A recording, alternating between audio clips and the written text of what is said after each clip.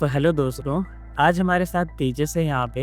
And जैसा कि मैंने पहले आपको बताया था कि मैं कमिंग डेज में सीआरओ या फार्मास्यूटिकल्स में जितने भी रोल्स होते हैं उन वर्किंग प्रोफेशनल्स के साथ मैं वीडियो बनाऊंगा ताकि आपको अवेयरनेस मिले और डिफरेंट रोल्स के बारे में पता चले कंप्लीट एंड टू एंड। तो ऐसे ही आज हमारे साथ तेजस हैं एंड तेजस किस रोल पे काम करते हैं एंड उनकी क्या जर्नी अभी तक, वो सारी चीज़ें वो तेजस खुद शेयर करेंगे। तो सबसे पहले तेजस, आप मैं इंट्रोडक्शन दे सकते हो? My name is Tejas Gunjikar और मैं एक फार्मास्यूटिकल कंपनी में काम करता हूँ as pharmacokinetics department as an analyst और as research officer. So basically हमारा काम यही होता है कि ह्यूमन ट्रायल्स में जो एनालिसिस होता है उस पर हम सैम्पल्स लेते हैं from humans to analyse the concentration of the drug. Pharmacokinetics is a part where we study how the body acts. उसको अलग नाम भी कहते हैं जिसकी BA/B स्टडीज। एंड हमारा मेन क्राइटेरिया रहता है कि how the drug in the longer run is having any side effects for efficacy and safety. इसके लिए हम स्टडी करते हैं। इसमें रेगुलेटरी गाइडलाइंस भी होते हैं, FDA, यूरोपियन। अगर हम US को सबमिट कर रहे हैं तो FDA गाइडलाइंस के हिसाब से हमको प्रोसेस करना रहता है, और अगर यूरोपियन यूनियन को कर रहे तो EMA जो गाइडलाइंस है उसको फॉलो करना। एक बार सबमिशन हो गया उसके बाद अप्रूवल मिलता है।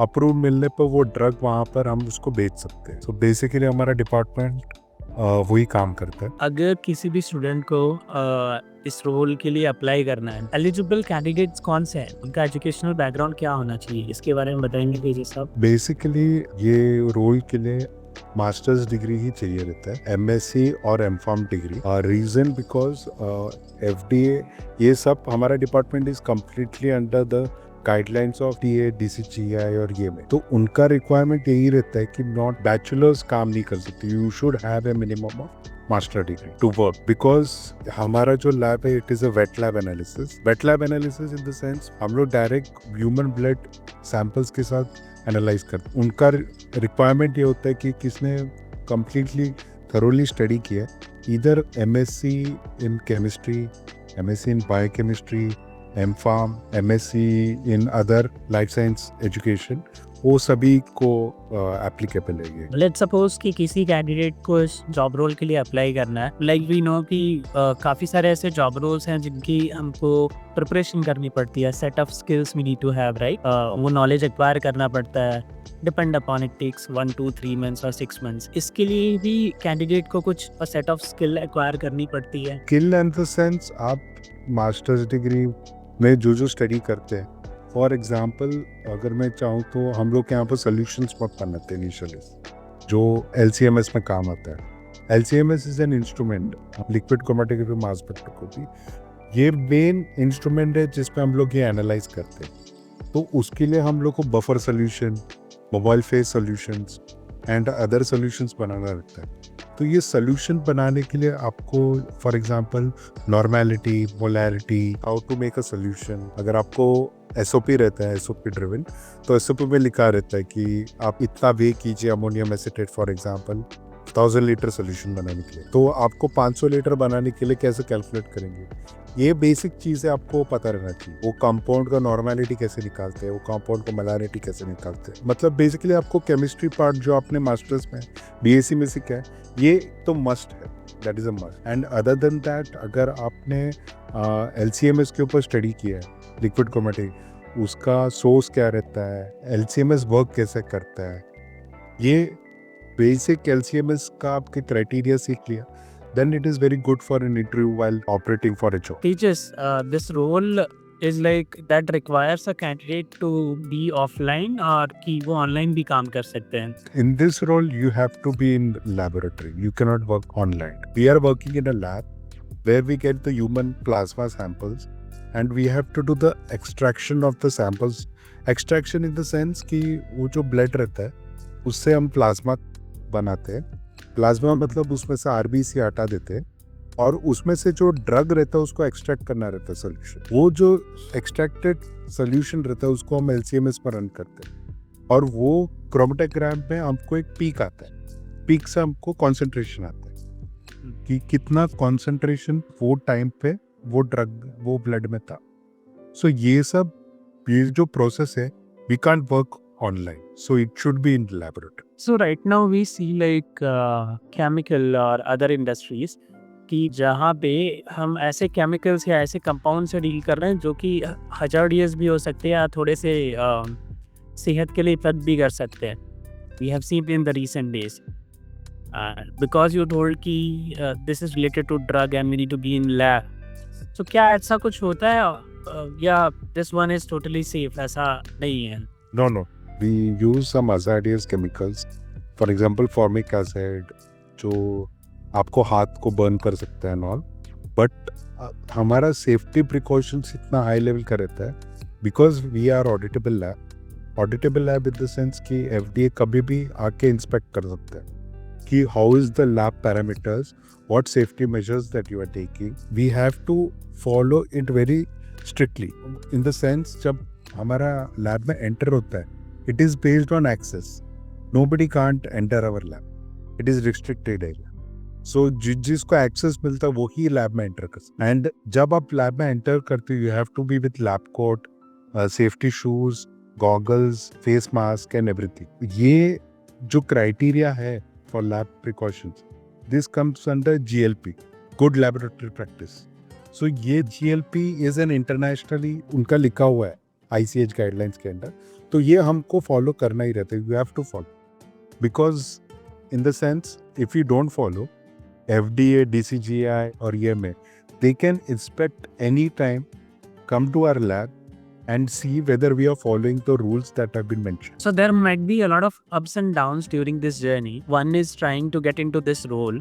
So can you share few things कि ये चीज़ें अगर आप पहले से थोड़ा इन पे ध्यान दो, so आगे जाके, because few of the things you might got to understand after working for 4-5 years कि अच्छा ये ऐसे होता तो maybe better होता. So can you share for freshers who are planning to go into different roles and one of the role can be this, तो क्या चीज़ें उनको पहले से ध्यान रखनी चाहिए या थोड़ा प्रिपरेशन रखना चाहिए? Frankly, अगर मैं बात करूँगा तो जब मैं मास्टर्स कंप्लीट किया, मुझे इसके बारे में कुछ आइडिया नहीं था कि ये फार्माकोकाइनेटिक्स होता क्या है, BA स्टडीज होता क्या है, ये एनालिसिस क्यों करते हैं. My recommendation would be to know about this field. Like what is pharmacokinetics? Pharmacokinetics is the study of how human body affects on drug. In the simple sense मतलब आपका जो बॉडी के अंदर जो केमिकल्स रहता है और जो प्रोसेस होता है उससे ड्रग में क्या इफेक्ट होता है. फॉर एग्जाम्पल किसी ने पूछा कि फार्माकोकाइनेटिक्स होता क्या है, तो उसमें 4 वेराइटी होती है, ADME, adsorption, distribution, metabolism, excretion. ये बेसिक क्राइटेरिया. तो ये अगर anybody who is a fresher, he should understand all the 4 parts. Why we are doing this analysis? What is ADM? So that will truly help him कि what I will do in this department after joining to the company. 90% of people don't जब questions आते हैं जैसे interview के लिए, they are not ready with the basic. जैसे कि मैं स्टार्टिंग में बताया आपको कि सोल्यूशन बनाना है तो केमिस्ट्री पार्ट कैसे होता है, मॉलिक्यूलर फॉर्मूला को कैसे कैलकुलेट करते हैं, नॉर्मेलिटी कैसे कैलकुलेट करते हैं, मोलारिटी कैसे कैलकुलेट करते हैं. कोई फ्रेशर्स आ रहे तो आप अभी ऑनलाइन भी चेक कर सकते हैं. हम लोग जैसे कि मेथड डेवलपमेंट करते हैं, मेथड वैलिडेशन करते हैं, स्टडी एनालिसिस करते हैं. ये बेसिक पार्ट अगर उन्होंने सीख लिया, मतलब the basic start, that would be really help for them and even the interview to understand कि ये बंदे को इतना नॉलेज है, so he will be good to come into the company. Tejas, nowadays we are hearing a lot about AI, and AI is, at personal level, I feel it is helping a lot, or is it helping? The AI is helping into your department or a role, because a lot of people have this fear ki AI gonna handle more of the task and will have very less. So how it is? How do you see? I feel AI is only helping us in our department, but it is not impacting more into our department. The reason because in our department, we are into wet lab analysis. The wet lab analysis, we are not using AI much into our role. For example, if I'll say AI is only helping in report writing. In our department, there is a called report writing. So we use AI, some part of AI to write the report writing of what analysis we have done in the projects. In that way, it is really helping us. But it is not affecting. इसमें एक ही हो सकता है कि अगर आप automised robot बना दो जो ह्यूमन को रिप्लेस कर, so that is a long run right. इसके अलावा I don't think so it is impacting in our department. And यहाँ पर हम लोग को daily if you are going into method development, क्या रिजल्ट आए इमीडिएटली वो रिजल्ट को देख के हम लोग को चेंजेस करना पड़ता ट्रायल्स। एआई इसका पार्ट इतना वो इम्पैक्ट नहीं हुआ है, और बाद में फिजिकली उसको प्रोसेस करके उसको सबमिट करना इन LCMS और वो report banana. Only part in report analysis it is helping, rather than that it is not. What would you suggest, Tejas? Let's suppose if you are giving an options to students, like these are the 5 options you can choose. Within these roles you should choose कि ये कुछ roles हैं, ये आपको prefer करने चाहिए। तो आपके नॉलेज में जो भी रोल्स हैं उनके बारे में आप बताएंगे, like counting your age well. Basically, if मैं ये चाहता हूँ कि अगर if a person is really interested in pharmacokinetics, for example अगर उनको लैब में काम करने को बहुत इंटरेस्ट आता है, तो I will prefer go for a PhD and then come for this role. PhD helps a lot if you are going into this role, because you can go into a senior level, you can do directly the project method development and all. And second, I'll go, our sister department is drug metabolism department, ADMK, जहाँ पर they test on rat and animal testing is going on. What is different is that वहाँ पर उन लोग new drug पे काम करते हैं। We are existing drug जो already market में है, उसका हम लोग टेस्ट प्रोडक्ट एंड रेफरेंस के साथ कंपैरिजन के लिए हम लोग एनालिसिस करते हैं।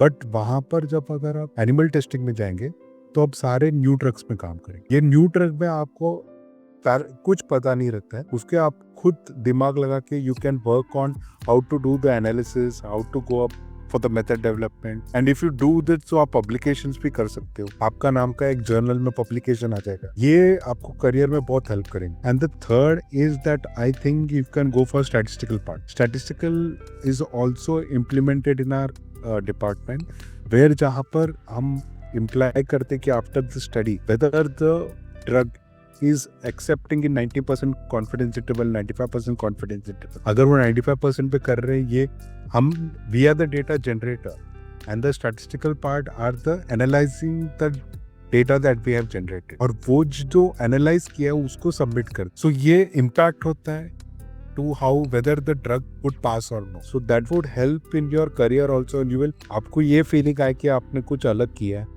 आपने कुछ तो impact लाया है वो ड्रग के लिए। एंड एक बार ये पास हो गया, अगर आप यूएस में सबमिट कर रहे हैं तो होल यूएस वो ड्रग आपका पास हुआ ड्रग को जाएगा लोगों के तक। सो ये फीलिंग आता है कि आपने कुछ अलग किया है। So I think so these 3 roles are very good for a fresher to join. So Tejas, talking about your role, the role you are working on, अगर इस पे एक आपको बताना हो कि एवरेज सैलरी फ्रेशर क्या एक्सपेक्ट कर सकता है एंड 5 years बाद या 10 years बाद, so what will be the average salaries? Average salary, if I'll say, there are 2 parameters. If you go into a sponsor company and if you go to a CRO company, a sponsor company is the company like who gives the projects, और basically an MNC company जिसकी अभी India में है doctor Reddy's, Cipla, Glenmark and other, ये सब main companies है। And if you go for CRO companies, they ये जो स्पॉन्सर कंपनी है CRO को देते, some companies which take this project, do the analysis और सबमिट करते। If you go into a sponsor company, the package is good, like the starting salary is about 3 lakhs rupees currently that I can see right now. In CRO it depends, like about your knowledge, it might be less or it might be more. So average is around 2.5 to 3.5 lakh rupees. There is a difference. If you go into a CRO company, the growth is fast. को initially आपको within 1 month or 2 months after the आपको train दिया जाता है about क्या क्या हम लोग का गाइडलाइंस रहता है, how to read the SOPs और get the knowledge of the SOPs। एक बार उसका नॉलेज मिल गया तो आपको डायरेक्टली बेंच पे प्रोसेसिंग के लिए बैठा देते हैं। बट इन स्पॉन्सर कंपनी वो थोड़ा लेंदी जाता है। एंड CRO में आपको अलग अलग प्रोजेक्ट्स मिलता है, different sponsors, so that gives a advantage to work on different therapeutic area, for example respiratory, oncology. But in sponsor company, if sponsor company is only focused on respiratory, then you will work on only respiratory. So there is both advantage and disadvantage either to go. पर package almost उतना ही रहता है, 2.5 to 3.5. It increases year on year. One more thing, Tejas, I do remember during my initial journey, I faced some difficulties related to handling, office things. We say it office kind of politics. Now, if I see, with time we get better, and then we found okay, things were normal only, we could have handled. So can you share something to freshers कि like when you're joining a company, तो कुछ चीज़ें होती हैं जो आप थोड़ा सा ध्यान दो इनिशियली, तो आप इन चीज़ों से बच जाओगे. Apart from your work this also impact, right? And personally I feel कि हम अगर उसको बेटर वे में हैंडल करें तो सिचुएशन वो वहीं पे शॉर्ट आउट हो जाएगी. We don't need to carry it for long. What's your view on this and what can be done? Like मैं भी ये बहुत फेस कर चुका था स्टार्टिंग में when I joined.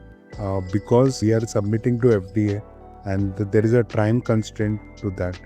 तो projects कभी कभी ऐसा होता है कि we have to complete within a week. Even the system in charge, the managers are in lot of pressure. तो initially आपको ऐसा लगेगा कि मेरे को बहुत प्रेशराइज किया जा रहा है, आपको बहुत काम लोड आ रहा है, बट इसमें you have to learn from it and आपको पेशेंस से काम करना रहेगा. एंड इवन बिकॉज हमारा ऑडिटेबल लैब है, हम लोग को ऐसे प्रेशर किया रहता है कि if you don't follow this thing you will be like you may even be taken out of the department. So आपको स्ट्रिक्टली फॉलो करते हुए within the time limit आपको प्रोजेक्ट कंप्लीट करना है. So there is pressure. ऐसे नहीं कि कभी कभी 10 या 12 घंटा भी काम करना पड़ता है because of project. But at the end of the day जब आपको ऑडिट पास होता है, क्लियर होता है, तो उसका आपको फ्रूट्स भी मिलता है. आपको सीनियर्स आपको बताएंगे, आपको अप्रिशिएट करेंगे रिगार्डिंग दिस एंड ऑल. मैं ये कहना चाहता हूँ कि you have to be patient on this, you have to learn from it. अगर आपको जो भी प्रेशर आता है उसको ऑब्जर्व करके आपको कंटिन्यू करना if you want to go into this field. So Tejas, मेरा नेक्स्ट क्वेश्चन यही है कि आप कौन से टूल्स या इक्विपमेंट्स या सॉफ्टवेयर्स यूज करते हैं इस रोल पे काम करने के लिए? टूल्स बेसिकली हमारा डे स्टार्ट होता है कैलिब्रेशंस. जो इंस्ट्रूमेंट होता है उसका कैलिब्रेशन करना होता है on daily basis. Some are daily, some are monthly, some are quarterly, वैसे करना रहता है. और एक बार कैलिब्रेशन हो गया, फॉर एग्जांपल अगर हमें सोल्यूशन बनाना है तो हम एनालिटिकल बैलेंस यूज़ करते हैं, माइक्रो बैलेंस यूज़ करते हैं, पीएच मीटर यूज़ करते हैं. एंड सोल्यूशन बना कर हम लोग को एक्सट्रैक्शन करना है तो बेसिकली एसपी बोलते हैं उसको, सॉलिड फेज एक्सट्रैक्शन. वो एक मशीन रहता है जो कार्ट्रिजेस रहता है. It's based on adsorption chromatography. So वहाँ पर हम जो प्रोसेस करते हैं according to the protocol and SOP, solution को डाल के हम एक्सट्रैक्ट करते हैं compound that we want to. Basically अगर मैं रफली बताऊंगा इन अ लेमैन लैंग्वेज कि जो ह्यूमन ब्लड रहता है उसको हम लोग सेंट्रीफ्यूज करके सेपरेट करते हैं. एंड सेपरेट किया हुआ जो प्लाज्मा रहता है या तो सीरम रहता है उसको हम लोग एनालाइज करते हैं फॉर एक्सट्रैक्शन ऑफ कंपाउंड. उससे हम टीमैक्स निकालते और सीमैक्स निकालते कि कौन से टाइम पे ड्रग वाज मैक्सिमम एंड सीमैक्स मतलब concentration of the drug at that point कितना था. उसके बाद वो एनालाइज किया हुआ ड्रग को हम लोग सॉफ्टवेयर में डाल के हम सबमिट करते. सो ये एक बेसिक प्रोसेस है. एंड सेकेंड पार्ट है जब ये एक्सट्रैक्शन हो जाता है so that we put it into the LCMS, liquid chromatography mass spectroscopy. In that it is based on chromatography, the compounds have been separated and वो analyze करते हैं LCMS में. LCMS में quadrupoles होता है जिसमें वो separate out हो जाता है और detectors रहता है उससे पता चल जाता है. तो हम लोग पहले ट्यूनिंग करते हैं सिंगल कंपाउंड के लिए LCMS में.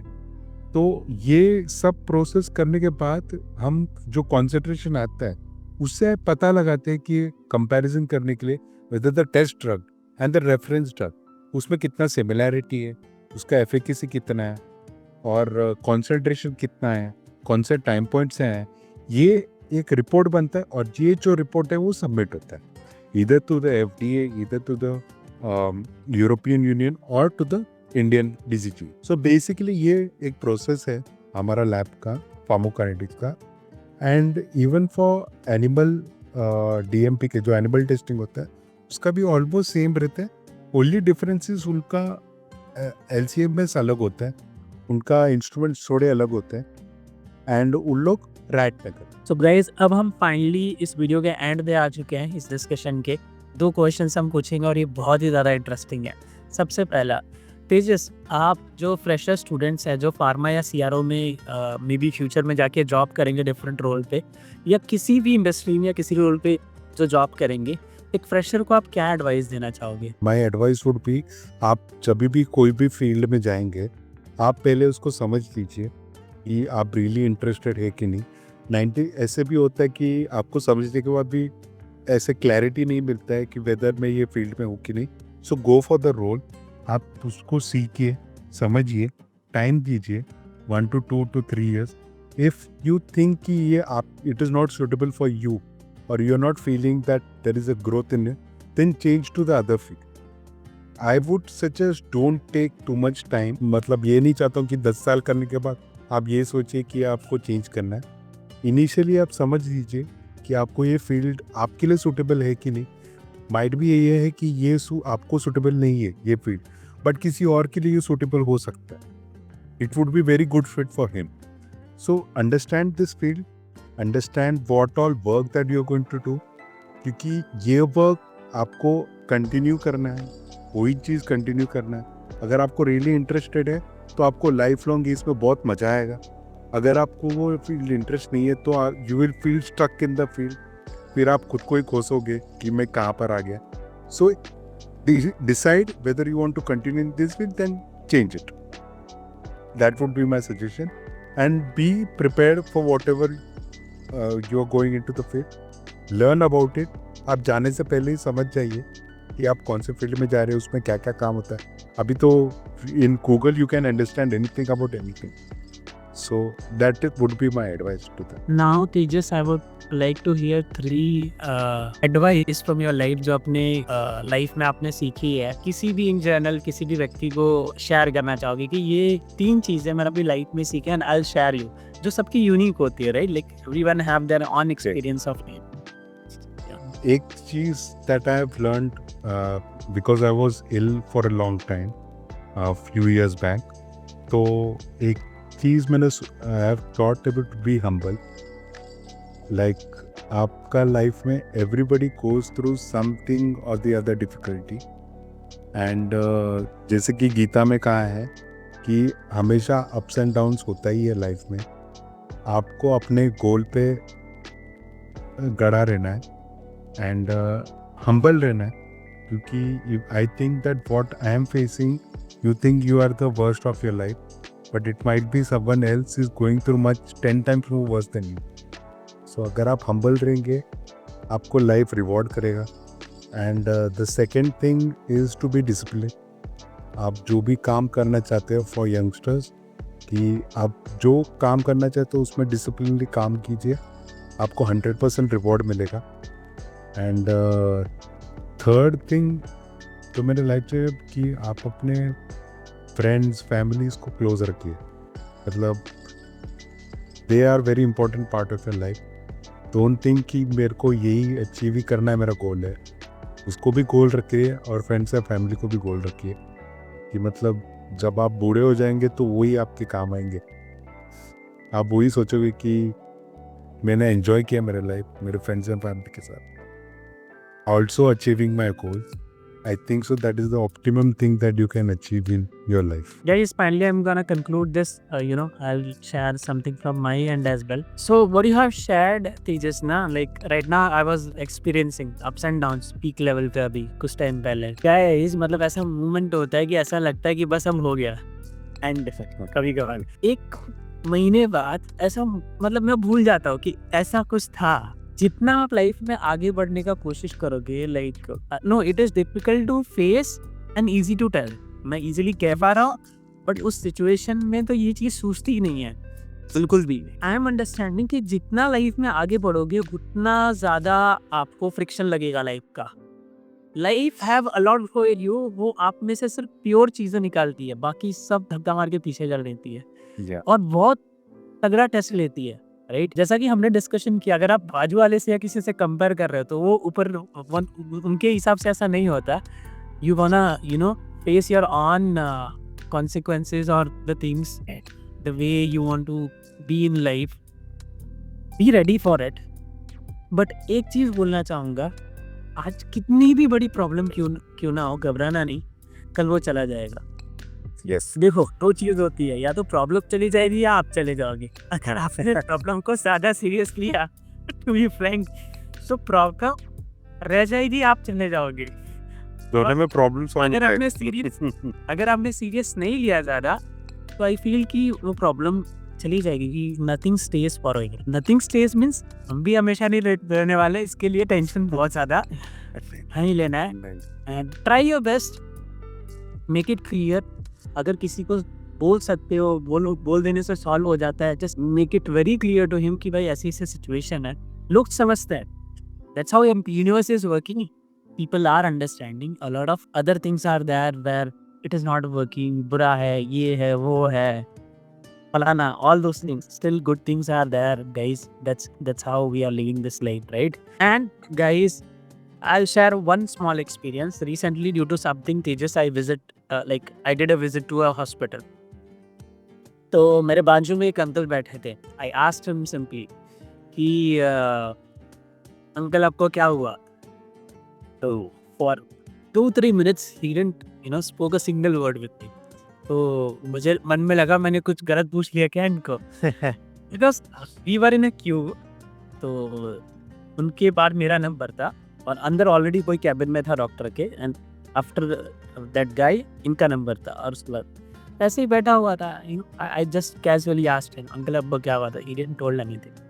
फिर 2-3 मिनट्स बाद उन्होंने बोला कि मुझे हार्ट अटैक आया था। तो मुझे है ना कुछ महीने पहले ऐसा हार्ट में थोड़ा ऐसा 1-2 बार पेन हुआ और ऐसा मुझे लगा कि ऐसा सांस लेने में प्रॉब्लम हो रहा है। तो मैं एक्साइटेड होकर इससे पूछूं क्या सिम्टम्स है, क्या सारी चीज़ है। आई आस्क्ड हिम सिंपली कि डॉक्टर क्या बोले आपको, मतलब उस टाइम पे? तो बोले कुछ नहीं, डॉक्टर तो बहुत सारी चीज़ें बोले कि तेल वाला नहीं खाने का, ऑल दिस थिंग, फैटी चीज़ें नहीं खाने की, ऑल द प्रिकॉशंस इन दवाई ववाई दी। मैं बोला आपको क्या लगता है कि हार्ट अटैक क्यों आया, मतलब क्यों आता है, किसी क्या होता है?